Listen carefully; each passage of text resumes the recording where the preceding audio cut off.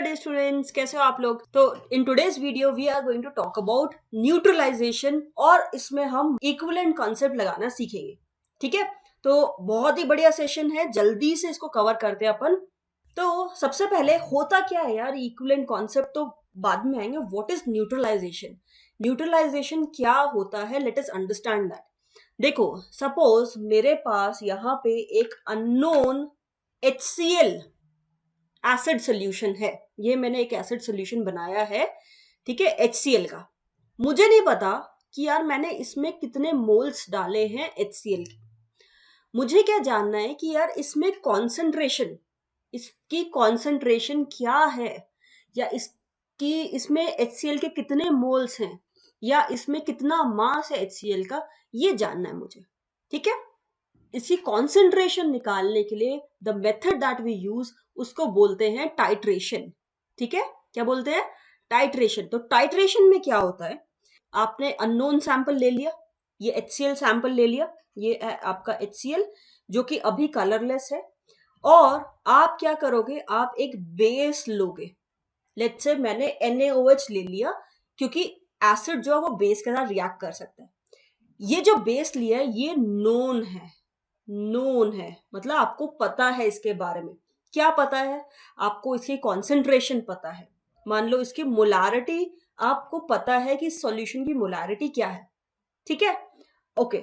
अब क्योंकि ये कलरलेस है, ठीक है, इसमें मैं क्या करूं, इसमें NaOH डालूं, लेकिन कितना NaOH डालना है वो भी तो पता चलना चाहिए ना। ऐसे थोड़ी डालते जाओ, मतलब राइट। तो इसके लिए हम इसमें क्या डालते हैं, एक इंडिकेटर डालते हैं। इंडिकेटर का काम क्या होगा, इसमें मान लो 10 मोल्स है HCl के, मान लेते हैं, ठीक है, मान लो 10 मोल्स है। आप NaOH डालते जा रहे हो, डालते जा रहे हो, जब वो सारे के सारे मोल्स कंज्यूम हो जाएंगे, NaOH के साथ रिएक्ट कर जाएंगे, तो जो इंडिकेटर है वो कलर चेंज करके बता देगा कि बस वी आर डन। ओके, तो इसीलिए इसमें हम क्या डालते हैं, we add phenolphthalein indicator to this. इसमें फिनोफ्थलीन इंडिकेटर डाला जाता है। फिनोफ्थलीन एसिडिक मीडियम में कलरलेस होता है। फिनोफ्थलीन कलरलेस होता है एसिडिक मीडियम में, लेकिन जब वो बेसिक मीडियम में जाता है तो वो पिंक कलर का हो जाता है, जैसे आप यहां देख रहे हो। ओके, रिएक्शन क्या होगी भाई, जो एसिड है वो बेस के साथ रिएक्ट करेगा and you will get salt, और वाटर बन जाएगा, पानी बन जाएगा। इस रिएक्शन को बोलते हैं न्यूट्रलाइजेशन, और ये है एसिड बेस न्यूट्रलाइजेशन। ठीक है, एसिड को बेस से रिएक्ट करवा रहे हो तो एसिड बेस न्यूट्रलाइजेशन हो गया। ओके, अब जितना भी इसमें HCl है, मैंने इसमें 1-2 ड्रॉप डाल दी फिनोफ्थलीन की। अब मैं इसमें NaOH डालते जा रही हूँ। ठीक है, जब तक इसमें HCl है, NaOH रिएक्ट करता जाएगा, NaCl बनते जाएगा। ओके, जैसे ही इसमें HCl खत्म हुआ, जैसे ही इसमें HCl खत्म होगा, आपने एक और ड्रॉप डाली NaOH की, क्या होगा, फिनोफ्थलीन आ गया बेसिक मीडियम में, तो colour will change to pink, जैसा आप यहां देख रहे हो। ठीक है, तो कलर हो जाएगा पिंक। वो पॉइंट है जिसको बोलते हैं हम इक्विवेलेंट पॉइंट, इक्विवेलेंट पॉइंट या एंड पॉइंट। इसका मतलब है जितना भी उसमें एसिड था वो कंज्यूम हो गया, खत्म हो गया, अब और मत डालो।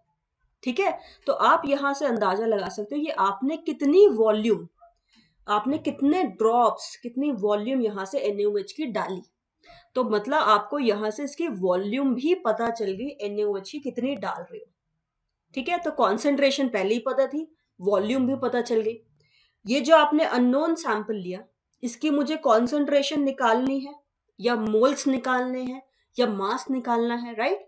लेकिन ये कितना वॉल्यूम लिया ये तो मैं नाप सकती हूँ। जैसे यहां दिख रहा है ये 50 ml लिया है, ठीक है, तो ये आप मेजर कर सकते हो कि कितनी वॉल्यूम आप ले रहे हो इस सोल्यूशन की, तो ये भी मुझे पता है। अब यहां पे लगता है इक्विवेलेंट कॉन्सेप्ट। ठीक है, आप इसको बेसिक मोल कॉन्सेप्ट से भी सॉल्व कर सकते हो, लेकिन यहाँ पे मैं आपको इक्विवेलेंट कॉन्सेप्ट सिखाऊं। इक्विवेलेंट कॉन्सेप्ट क्या होता है, आप कहोगे कि यार जितना एसिड था उतना तो मैंने बेस डाल दिया, तो इसका मतलब equivalence of acid end point पे, equivalence of acid equivalence of base के बराबर हो गए। जितने एसिड के इक्विवेलेंट्स थे उस सॉल्यूशन में, आपने उतना तो बेस डाल दिया, तो वो पूरा रिएक्ट कर गया। इसका मतलब एंड पॉइंट तक Equivalents of acid will be equal to equivalents of base you have added, right? Equivalents का फॉर्मूला क्या होता है, ये ध्यान देने वाली बात है. टोटल 4 फॉर्मूलाज है इक्विवेलेंट्स के, जो कि आपको याद रखने हैं. Given mass by equivalent weight. ठीक है, इक्विवेलेंट वेट क्या होता है विल टेल. दूसरा फॉर्मूला क्या, moles into n factor. Okay, moles को और क्या लिख सकते हो, in terms of molarity and volume आप लिख सकते हो molarity into volume into n factor. पिछली क्लास में देखा था. Similarly molarity into n factor होता है नॉर्मैलिटी, तो नॉर्मैलिटी इनटू वॉल्यूम. ये 4 फॉर्मूलाज हैं आपके इक्विवेलेंट्स के. इक्विवेलेंट बोल लो या ग्राम इक्विवेलेंट बोल लो या नंबर ऑफ इक्विवेलेंट बोल लो, कुछ भी बोल लो. ठीक है, ओके. अब आते हैं इक्विवेलेंट वेट क्या है. सिंपल है, molecular weight by n factor.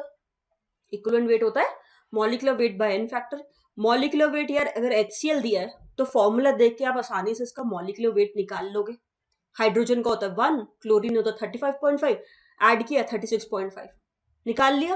तो मोलर मास तो निकालना आता है, लेकिन इंपॉर्टेंट चीज जो है वो है एन फैक्टर कैसे निकाले. How do we calculate n factor, वो भी बहुत सिंपल है. उसमें आप कैटेगरीज बना लो. ठीक है, सबसे पहली कैटेगरी क्या है कि यार अगर आपके पास एलिमेंट आ गया, एलिमेंट मान लो aluminium, magnesium, sodium, oxygen, fluorine, chlorine, ये सभी एलिमेंट्स हैं. ये आ गए तो आप सीधे सीधे क्या लिखोगे, जो भी इनकी वैलेंसी है, वैलेंसी जैसे एल्यूमिनियम की वैलेंसी है 3, तो वो उसका एन फैक्टर हो गया. ठीक है, दूसरा केस आप ले सकते हो एसिड्स. अगर एसिड्स हैं, जैसे अभी हमने यहाँ HCl लिया, या आपने H2SO4 लिया, या आपने H3PO4 लिया, तो वो कितने H प्लस दे सकता है, that will be your n factor. H plus दे सकता है मतलब उसकी बेसिसिटी क्या है, ये उल्टा होता है थोड़ा सा. बेसिसिटी क्या है, वो होता है नंबर ऑफ H प्लस कितना दे सकता है. ठीक है, ओके. तीसरा है अगर बेस है, अगर बेस है तो वो OH माइनस देगा. कितने OH माइनस दे सकता है वो उसका एन फैक्टर होगा. जैसे आपने यहाँ NaOH यूज किया तो NaOH कितना OH दे सकता है 1, तो वो उसका एन फैक्टर हो गया. ठीक है, क्लियर. तो इसको बोलते हैं एसिडिटी. पता नहीं किसने ये नाम रखे. ओके, फोर्थ है आयंस. अगर मान लो आयंस है, आयन तो यार पॉजिटिव भी हो सकता है नेगेटिव भी हो सकता है, चार्जेस होते हैं ना. जैसे सल्फेट, हाइड्रोक्साइड, वो नेगेटिव है. ऐसे ही sodium ion, aluminium ion, ammonium ion, ये पॉजिटिव है. आप क्या लोगे, एन फैक्टर होता है मैग्नीट्यूड ऑफ चार्ज. जो भी उस आयन पे चार्ज है उसका मैग्नीट्यूड ले लो, मॉड ले लो. मॉड से जब बाहर निकलती चीजें सब पॉजिटिव हो जाती है. ठीक है, तो आयन के लिए आप मॉड ऑफ चार्ज लोगे. ठीक है, एक और कैटेगरी है दैट इज अगर आपके पास कोई आयोनिक कंपाउंड है. आयोनिक कंपाउंड है, आयोनिक कंपाउंड जैसे Na2CO3, मान लो Na2CO3 ये है सोडियम कार्बोनेट. इसमें क्या क्या आयन्स है, Na प्लस है और कार्बोनेट आयन है, राइट. तो ये एक आयनिक कंपाउंड है. ओके ओके, अब इसमें आप कैसे निकालते हो एन फैक्टर. इसका एन फैक्टर आप निकालोगे, आप या तो देख लो टोटल चार्ज कैटायन पे कितना है, और या फिर क्या कर सकते हो, सिर्फ अनायन पे देख लो टोटल चार्ज कितना है. टोटल चार्ज चाहे इस पे देख लो चाहे इस पे देख लो, और उसका magnitude of total charge on either cation और अनायन, एनी ऑफ इट, किसी को भी देख लो. ठीक है, चलो अब ये कॉन्सेप्ट अपन लगाते हैं क्वेश्चंस पे. चलो जल्दी से क्वेश्चंस देखते हैं. If a 25 ml sample of sulfuric acid is titrated with 50 ml of 0.025 molar sodium hydroxide, तो सल्फ्यूरिक एसिड लिया, इसको आप ट्राइट्रेट कर रहे हो, ऐसे लिख सकते हो NaOH के साथ. ठीक है, okay. Till phenolphthalein and point, मतलब एंड पॉइंट या इक्विवेलेंट पॉइंट आ गया, तो इसका मतलब मैं कह सकती हूँ कि इसके equivalents will be equal to इसके इक्विवेलेंट्स, राइट. क्या क्या दिया हुआ है, 25 ml दिया हुआ है, ये 50 ml है and 0.025 molar, right. What is the molarity of the acid, मतलब इसकी मोलारिटी आपको निकालनी है. ओके अब आप कौन सा फॉर्मूला लगाओगे यार? मोलारिटी दी है, वॉल्यूम दी है, क्या एन फैक्टर निकालना आता है? ये एसिड है, कितने H प्लस देगा? 2। ये बेस है, कितना OH देगा? 1। तो कौन सा फॉर्मूला लगाओगे? Molarity into volume into n factor वाला। ठीक है, इसके कितने हुए? 2 इंटू एम इंटू 25, और इधर क्या है? 0.025 इंटू 50 इंटू 1। देख लो अब सब कुछ काट पीट के, ये कट जाएगा इससे 50, तो बचा क्या? 0.025 मोलर। दैट मीन्स आपका करेक्ट ऑप्शन क्या हुआ? Option c, right?